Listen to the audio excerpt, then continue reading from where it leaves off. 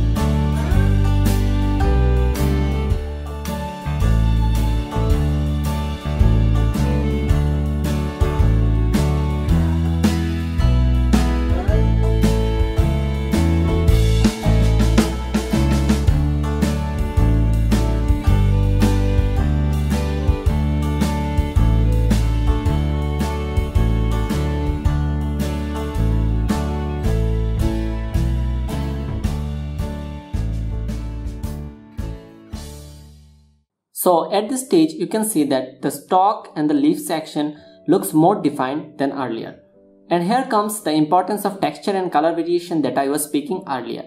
Now I feel every object has its own character, and when we try to achieve realism in a painting, we merely don't copy the things that we are looking at.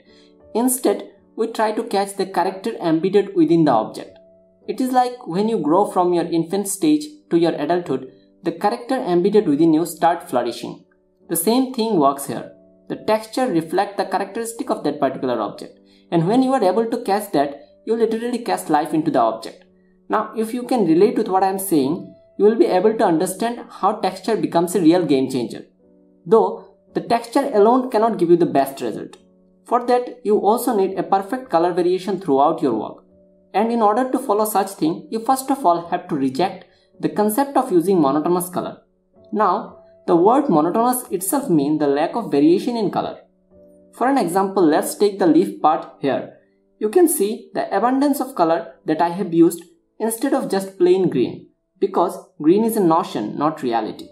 If I look close enough, I find the trace of different colors like hues of purple, cobalt blue, crimson lake, and obviously sap green, which complements each other so beautifully to create the illusion of faults and curves present in the leaf, and eventually a three-dimensional picture of leaf popped to our eyes, though we are still working on a two-dimensional surface. So it defines the whole illusion to be the correct proposition of colors along with shape and texture. The same works for the skin and stalk of the fruit as well. So at this point, I feel I'm quite happy with the stalk and the leaf section out there, but I need to add some finer details in the skin area. So let's do it right away.